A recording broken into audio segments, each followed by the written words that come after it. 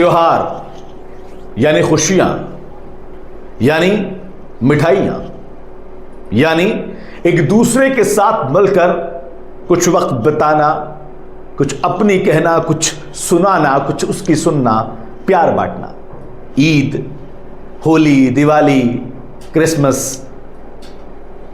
लोहड़ी और न जाने कितने ही ऐसे त्योहार जो आज तक हिंदुस्तान में बड़े प्यार, दुलार, भाईचारे, सद्भाव, सौहार्द के साथ में मनाते चले आए हैं, लेकिन अब इन त्योहारों को शायद नजर सी लग गई है।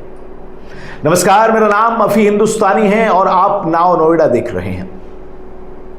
होली गई, होली के रंग गुलाल उड़ाए गए, गुजिया खाई खिलाई, मिठाई खाई खिलाई, रंग लगवाया और लगाया, बधाइयां दी, खूब मस्ती भी की, लेकिन डर के साए में की।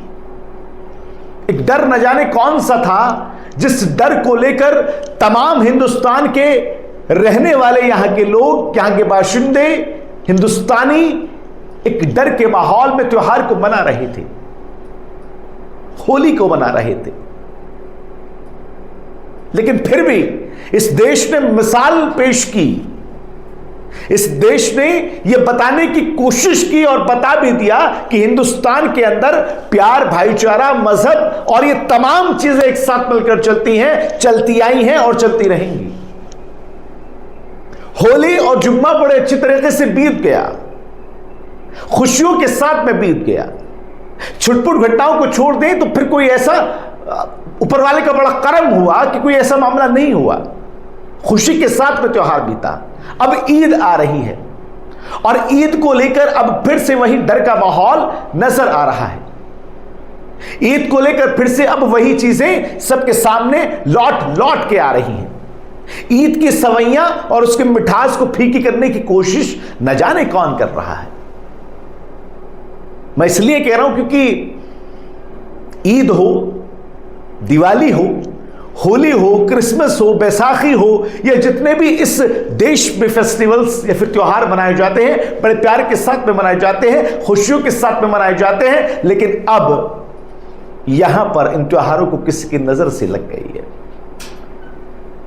नमाज पे सियासत, पूजा पे सियासत, मंदिर मस्जिद पे सियासत, जात पात पे सियासत, मजहब पे सियासत, हिंदू मुस्लिम पे सियासत। आखिर इतनी सियासत चल क्यों रही है?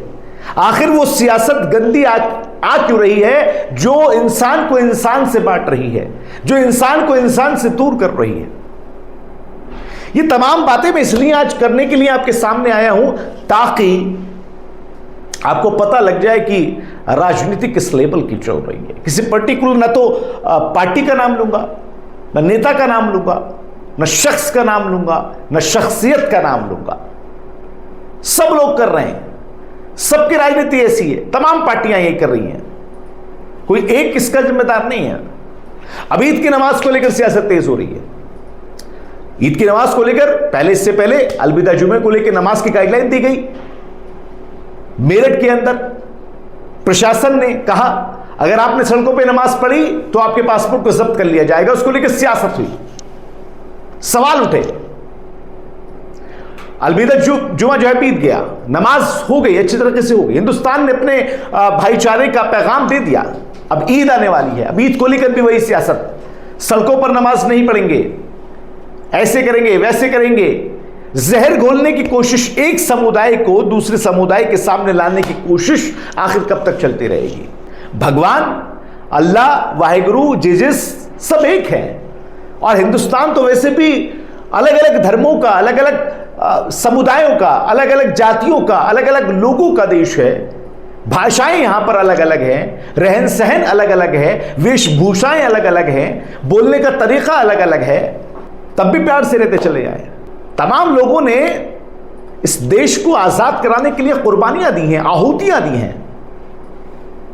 मजहब जात में बटकर कभी यह नहीं सोचा कि आखिर मजहब और जात के हिसाब से हम कुर्बानी दें, आहुतियां दें।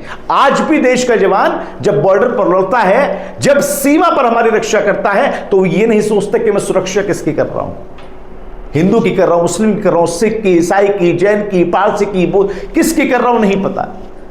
और जो वही जवान अपना सीना गोली के सामने फिर लाकर रख देता है, वो भी नहीं सोचता कि मैं कौन हूं, किस मजहब, किस जात से हूं। बनाने वाले ने फर्क नहीं बनाया, तो फिर हम अपने आप में फर्क पैदा क्यों कर रहे हैं? खुशियों के त्योहार हैं, तमाम त्योहार हैं खुशियों के साथ में मनाए जाना चाहिए।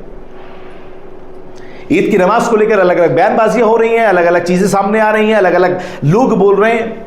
इकरा सर ने भी कहा है, सपा की सांसद कैराना से सांसद है, उन्होंने कहा कि बाकी धर्मों की चीजें सड़क पर जागरण, भंडारा या फिर यात्राएं या फिर कुछ और, या फिर इसके अलावा बाकी लोगों की वो सड़क पर हो सकती है, तो नमाज क्यों नहीं हो सकती? सवाल दागा। उन्होंने इससे पहले मेरठ में लिए हुए फैसले, जो प्रशासन ने कहा कि आपके पासपोर्ट को जब्त कर लिया जाएगा, उसको लेकर भी कहा कि सुप्रीम कोर्ट को इसमें संज्ञान लेना चाहिए। सुप्रीम कोर्ट को संज्ञान लेकर इस मामले को देखिए। इससे पहले और भी बाकी तमाम नेता जो ऐसे ही करते आ रहे हैं, औरंगजेब को लेकर, राणा सांगा साहब को लेकर, अकबर को लेकर, न जाने कौन कौन से मुद्दे यहां पर उठ के आ रहे हैं। विकास की बात नहीं हो रही, शिक्षा की बात नहीं हो रही, व्यवस्था की बात नहीं हो रही, रोजगार की बात नहीं हो रही, तरक्की की बात नहीं हो रही। बातें वो हो रही है जिन मुद्दों के सर पैर नहीं है, उन पे बहस हो रही है, डिबेट्स हो रही हैं। मूलभूत सुविधाएं, जरूरतें, कामयाबी की रास्ता तमाम भूले पड़े। बहरहाल सामने आने का मकसद ये था कि त्योहार आ रहा है, ईद, रामनवमी भी है, क्योंकि नवरात्र भी शुरू हो रहे।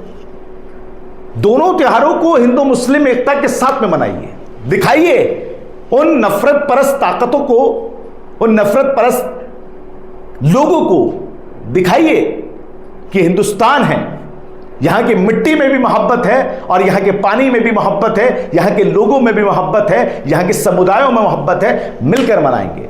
सवैयां खिलाइए अपने हिंदू भाई को, सिख भाई को, जैन को, पारसी को, खूब सवैयां खिलाइए, मिठास घोल दीजिए। उनके साथ साथ फिर उनके नवरात्र का ख्याल रखिए, रामनवमी का ख्याल रखिए। वो आपका रखेंगे, आप उनका रखिए, तभी तो हिंदुस्तान चलेगा। ये मैसेज अफी हिंदुस्तानी और नाओनडा आपको देने की कोशिश कर रहा है कि किसी के बहकावे में, किसी की अफवाहों में, किसी के चढ़ाए में आकर आप अपने मोहब्बत को, अपने अखलाक को, भाईचारे को, प्यार को, सौहार्द को मत बिगाड़िएगा।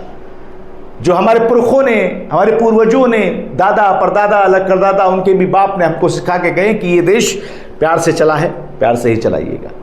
यही पैगाम लेकर आज आपके सामने आया था। अगर पैगाम अच्छा लगे तो कमेंट बॉक्स में बता दिएगा ज़रूर, और इस पर अमल ज़रूर कर लीजिएगा, क्योंकि मोहब्बत के लोग हैं, मोहब्बत ही चाहते हैं। नफ़रत हमें पसंद नहीं, तो नफ़रत को हम क्यों चाहेंगे। नमस्कार, आदाब, जय हिंद।